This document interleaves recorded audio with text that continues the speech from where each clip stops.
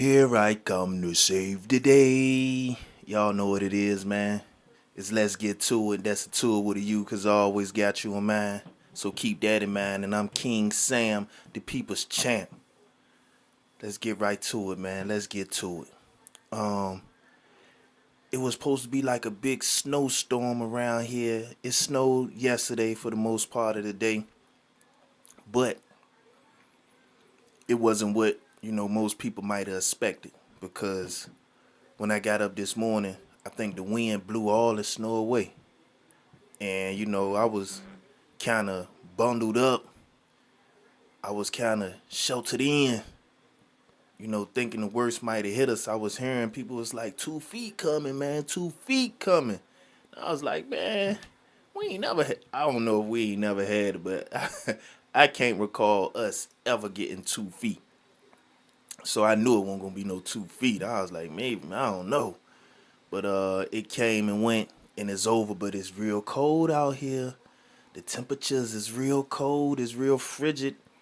I don't think it got above freezing since Friday, and I don't even think it got above. It may have got to 30 on Friday, and now it's still riding with the low weathers. So it's a real chill in the air, and y'all stay warm out there. Don't run your heaters too high because you don't want to overwork that thing, and you don't want to be without. You don't want to blow it up and be without. But yeah, man, I thought it was gonna be a real doozy, and a lot of places did get it. We hope y'all get back on track soon because I think in Carolina and Georgia they got smacked with the Jones. So hopefully they get back on track. Ain't nobody, I hope there ain't no too much pain go through out there. So I'm wishing them well. Wishing them well. We gonna send prayers out to them. I ain't make it to church. I ain't make it to the barber shop. I ain't want to play around on them roads because I ain't know how slick it was going to be, man. I ain't want to take no chances. I ain't when I seen the snow falling and I thought it was going to be like the last time. Last weekend it hit and that thing was vicious. It was real icy outside, slipping and sliding like, I was from Florida or something, slip and slide records.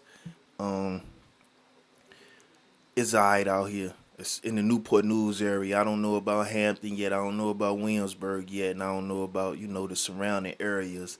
But in my area up here by Fort Eustis is alright. It ain't too bad. Y'all tap in and let me know what it's like in y'all area if y'all from somewhere else. Um, guess what, y'all? It's Black History Month. It's February the 4th. February the 1st is Black History Month. And I could just, man, we in a new day and era. We in a new time.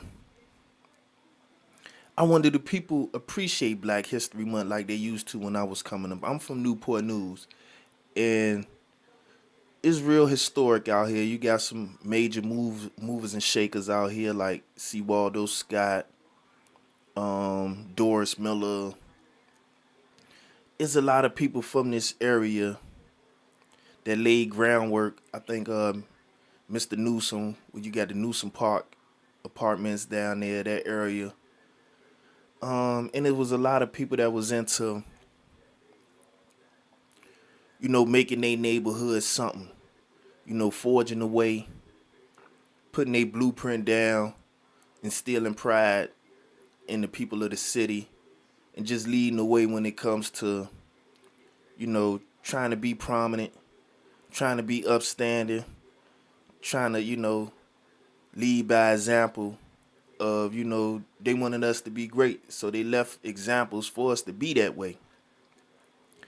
And, it was a rich history of people going above and beyond, especially in this area. And I'm quite sure it's like that in most areas. So, coming up, you got to hear about some of the highlights of our community. Some people like, would talk about stories. Some of the teachers would, inform you of the significance and the impact of this month and the contributions that we made as a people. And to me, it filled me with pride, a sense of pride, because just to know that people that look like me, may have the same background as me, were great. You heard about people like Ella Fitzgerald, that's from this area, and it was just a sense of pride. And I don't know if that's still here to this day, because we're a little bit more removed from the times where people fought hard for civil liberties. And I don't know. I don't know if people still, you know, take pride in this month right here. A lot of people like, oh man, it ain't nothing but another day. And I don't, to me, it never has been and it never will be. But, to some, to each is his own. I don't know how people feel. So y'all, again, y'all tap in. Let me know how y'all feel about Black History Month, man. Do y'all take pride in it? Does it feel important to you? It does to me. It does to me, you know. And I feel something, man. Just the thought of people like Malcolm X, the thought of people like Harriet Tubman, Sojourner Truth, and Martin Luther King, and the people that came before us and kind of paved the way. Some of them still walking around this earth today. And I wanted to get into the people that we put in the position of our role models. Like today, we put our celebrities in those positions, and a lot of time you gotta question them, man. You got people like Nicki Minaj, people like 50 Cent, people like Snoop Dogg. Is numerous people out there that to me, I don't think they feel as bound or responsible for their culture as you would place on the shoulders of a role model. I don't think they feel burdened, or they have even lived a life to try to be in that role. I remember the first time I heard somebody say something of that nature was Charles Barkley. He used to be like, "Man, I ain't your role model," because he used to cut up. I used to stay in Jersey, and Philly was right next door to us. So, the 76ers was on TV. That was the major sports team out there, was Philly. Philadelphia 76ers was the basketball team. So all the time, you would hear about Barkley getting into it, going to a bar, getting into it. And one of the guys must have asked him, why you do this? Are you a role model? He just flat out said, I ain't your role model. And I was like, that's crazy. For somebody to be in that type of position and have that sort of mindset, knowing that people eyes is focused on you, kids looking at you, looking up to you. And people was just, a lot of people just, they toss that responsibility to the side. They don't want to wear that. They don't want that burden. And sometimes they come around, but I guess he was a young guy. He may have been in his 20s at that time. And it was like, he ain't want that. And I think a lot of celebrities, we look up to them, we see them, and we may want to be where they at. We might think they living because it's a lot of advertising, a lot of marketing going on to try to paint them in a certain light. So we look up to them as a people. And I don't think they are in a position to be our role models. I don't think they do what they do for money. A lot of them, not all of them, but a lot of them do what they do for money. So wherever the money is, wherever the bag at, that's what direction they go in. They might be saying one thing one day.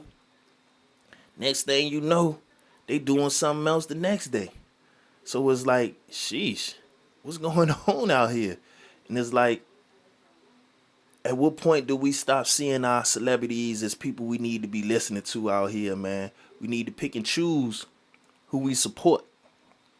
because it's our dollars. It's our the attention that we pay to them that put them in the places that they are at. Like they get their fortune from us.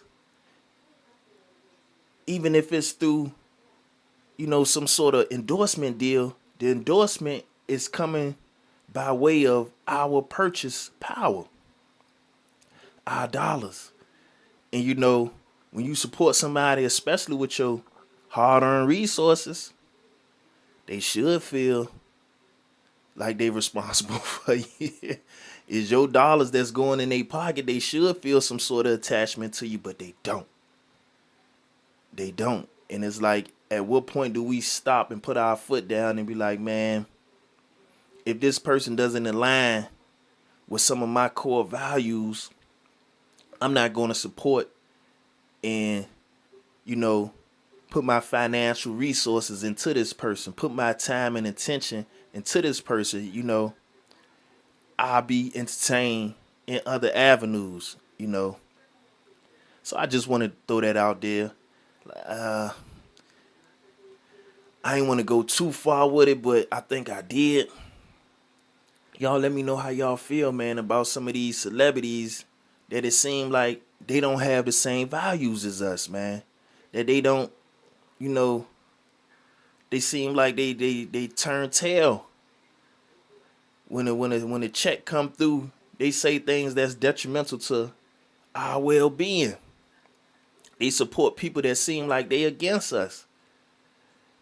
And it's like, do we need to be aligning ourselves with these people because, they win a popularity contest? Nah, man. That ain't what we should be doing. At least to me. I don't know how everybody else feel. If you ain't aligned with my values, with my principles, then I'm going to look at you different. And with that, I'm about to be out of here, man. I just wanted to go ahead and, put something up right quick. Just speak my mind. Because I see a lot of celebrities like Nicki Minaj getting beside themselves, man. They getting beside themselves and they acting like, they don't owe us nothing, but you do. Because it's us that elevate you. And when we elevate you, you have a responsibility. If we putting you where you at, you have a responsibility to us. You ain't get there by yourself. It's the people that put you there. And when you there, heavy is the head that holds the crown. And with that, I'm out of here, y'all. Let's get to it. And that's a tour with a U. Because I always got you in mind. So keep that in mind. And I am King Sam, the people's champ. Here I come to save the day. I'm out of here, y'all.